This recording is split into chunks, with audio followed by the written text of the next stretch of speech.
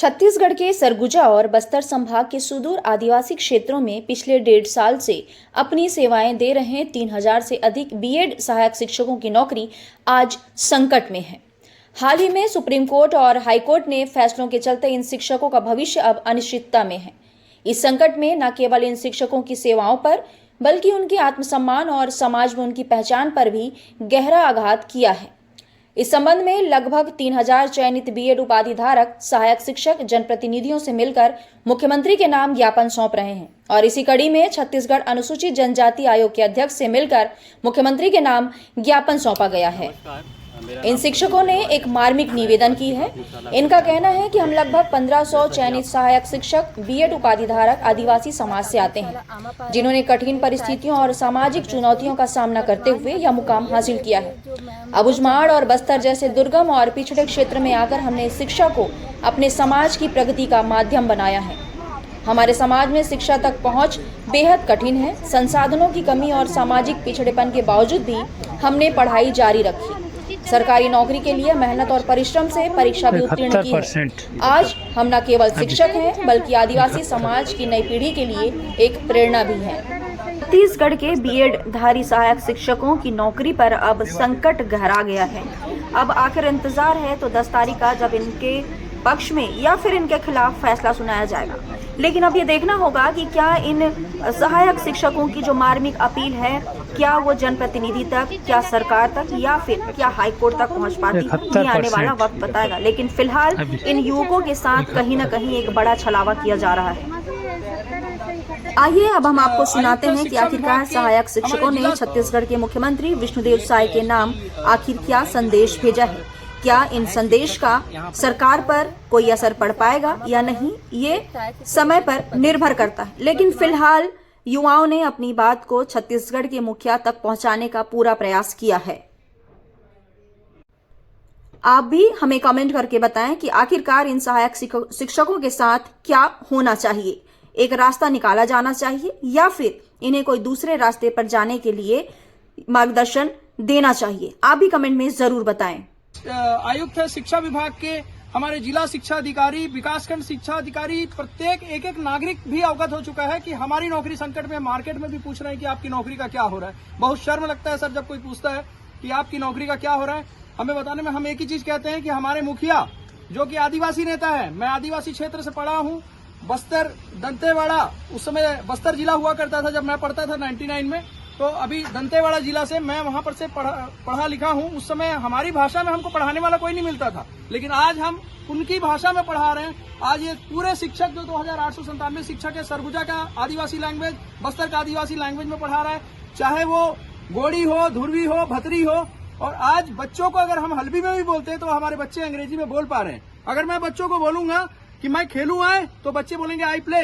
मैं बोलूंगा मैं लिखूं आए तो आई राइट। मैं बोलूंगा मैं ना लिखे तो बोलेगा आई डोंट राइट। काय मैं लिखूं आए तो बोलेगा कि डू आई राइट। क्या मैं ना लिखूं आए, डोंट आई राइट। तो आज इस प्रकार से हम बच्चों को बता रहे हैं और वो बच्चे भी सक्षम हो रहे हैं। आज किसी बच्चों को अगर पूछा जाता है तो एकदम से कॉन्फिडेंट हो रहे हैं, क्योंकि ये शिक्षक मेरिटोरियस है। हम निर्दोष है, पूरे हमारे जो भाई बहन है वो। हम लोग राजपत्र को देखकर आए हैं सर, जो कि संवैधानिक अनुच्छेद में एक राजपत्र की बहुत बड़ी वैल्यू होती है, जिसमें लिखा हुआ है BEd, DEd and DElEd is eligible for becoming a teacher in primary. ये सोच के हम आए थे और आज ये सारे लोग गुहार लगाने आए हैं, क्योंकि छत्तीसगढ़ के शिक्षा मंत्री ही मुख्यमंत्री हैं और आदिवासी नेता हैं। और ये जितने हमारे आदिवासी भाई बहन हैं सब इसीलिए आए हैं कि हमारी नौकरी। और सर आपको पता होना चाहिए कि नौकरी नहीं रहने के कारण आज नक्सलवाद सबसे बड़ी समस्या छत्तीसगढ़ की बन गई है। अगर आज कितने हमारे जितने साथी हैं बोलते हैं कि क्या करें, पहले जैसी स्थिति हो जाएगी। मैं ज्यादा कुछ बोलना नहीं चाहता। दिमागी संतुलन बिल्कुल हमारा नहीं है सर। अब हम जगह जगह नहीं खड़े हो सकते। मैं मुख्यमंत्री जी से गुहार लगाना चाहता हूं, किसी प्रकार से ऐसा रास्ता फिर से ना अपनाना पड़े लोगों को। क्या करे, पापी पेट का सवाल है। आजीविका के लिए इंसान कुछ भी करता है, इसीलिए हमारे लिए व्यवस्था बनाई जाए।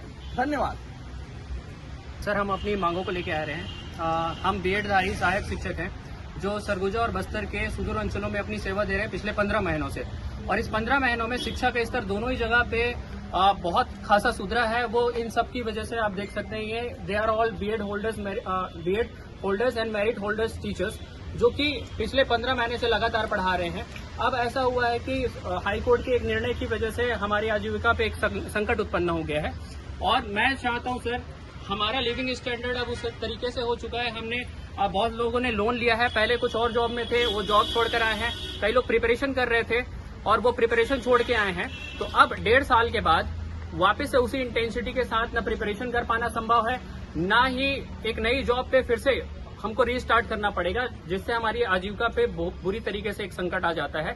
तो हम अपनी मांगों को लेकर यहाँ उपस्थित हैं। हमारा अनुरोध है माननीय मुख्यमंत्री जी से और कंसर्न एवरी मिनिस्टर कि हमारी आजीविका को बचाए, हमारा जॉब सिक्योर करें। बीएड के एसटी समुदाय के जो यहाँ पर सहायक शिक्षक हैं, यहाँ पर हम लोग एक अपील करने एसटी आयोग आए हुए हैं और हम सरकार से यही चाहते हैं कि सरकार संवेदनशील हो करके हमारे लिए कुछ विचार करे। सुप्रीम कोर्ट का फैसला जो आया है उसको मानते हुए सरकार हमारे जो डीएड के भाई हैं उनके लिए भी कुछ व्यवस्था कर दे और हमारी नौकरी हमको हमारे जगह से ना निकाला जाए, क्योंकि सरकार आज ऐसी स्थिति है कि कई जगह देखा जाता है कि हमारे छत्तीसगढ़ जो है काफी नक्सल प्रभावित है और उसमें कई नक्सली सरेंडर करके आते हैं। उनके लिए भी सरकार उनकी जीविका के लिए सोचती है और उनको किसी पद में, सरकार के किसी पद में उनको दे देती है, जिससे उनकी जीविका चलती रहे करके उनको मुख्य धारा में लाने की कोशिश कर रही है। और आज हम यहाँ युवा जो हैं इतने परेशान हैं, हमारी नौकरी जाने के कगार पे है, तो हम यही चाहते हैं सरकार से कि हमारे जो सरकार के मुखिया हैं वो भी आदिवासी समुदाय से आते हैं और हम लोग लगभग 1400 प्लस एसटी समुदाय के लोग यहाँ पर अपना सेवा दे रहे हैं हम लोग पिछले 1.5 साल से। और हमारी अगर नौकरी चली जाएगी तो हमारे मान सम्मान जीविका का क्या होगा। तो मेरी हाथ जोड़ करके विनती है हमारे मुखिया जी से कि हमारे लिए कुछ सोचे और हमारी सेवा को सुरक्षित करे, बस हम यही चाहते हैं। भाषा के उन भाषाई टीचर के नहीं निकराओ और नौकरी ने बनाओ रहो। और समायोजन जो बात हुई थी पिछले दिनों सरकार बोलते रहे कि ये बीएड सहायक शिक्षक मन के समायोजन करवा, तो समायोजन बल एक रास्ता आसे सरकार की गुहार करें से कि समायोजन करो और हम जो जितने वाले सहायक शिक्षक आसो उनमन जो नौकरी बचाओ, क्योंकि आगे कंपटीशन जो जमाना इतरो आसे कि साल दर साल लोग मन खूबे पढ़सोत लिखसोत और सरकार ने बल वैकेंसी नहीं है उन लागुन बेरोजगारी दर बढ़े से और बस्तर चु पीला मन बस्तर चु लेका मन कहाँ जाते और जितरो बल नौकरी लग दी मन कहाँ जाते। यही करूँ अपन मन के धन्यवाद करें। जहाँ तक मैं समझी आप अपनी नौकरी बचाने का गुहार लगा रहे हैं, सरकार से कह रहे हैं कि आने वाले दिनों में काफ़ी प्रॉब्लम है, तो हमको अपनी नौकरी बचाने का एक मौका मिलना चाहिए। आपसे बात करें कि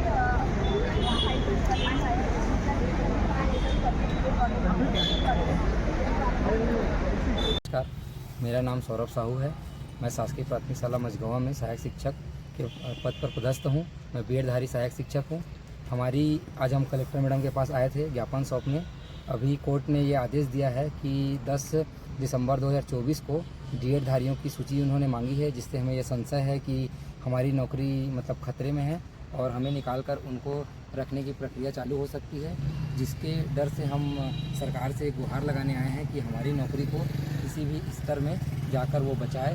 और हम सरकार से यही चाहते हैं कि हमें या तो डीएड करने का मौका दे या हमें समायोजन करे, किसी भी स्तर में मतलब जो भी कार्रवाई करना पड़ता है करें और हमारी नौकरी बचाएं। धन्यवाद। मेरा नाम पल्लवी साहू है। मैं प्राथमिक शाला आमापारा में सहायक शिक्षक के पद पर पदस्थ हूँ। वर्तमान में अभी से बीएड डीएड के जो मुद्दा चल रहा है उसमें अभी करंट स्थिति हमारा ये है कि हमारी स्थिति बहुत ख़राब है। ऐसा कंडीशन है कि हाई कोर्ट ने सजेशन दिया है कि हमें या तो समायोजित करें या तो किसी पद को हमें उसी ग्रेड पे रखा जाए, लेकिन सरकार की मंशा अभी तक हमारे लिए साफ नहीं है। हम सरकार से निवेदन करते हैं कि हमें नौकरी से ना निकाल के कोर्ट ने जैसा सुझाव दिया है उसी तरीके से अमल करते हुए हमें नौकरी पर रखा जाए, हमारी रोजी रोटी न छीनी जाए। इसी के अनुरोध के साथ मैं सरकार से एक बार फिर से निवेदन करती हूँ कि हमें नौकरी में न निकाला जाए और हमें पद पे समायोजित किया जाए। धन्यवाद।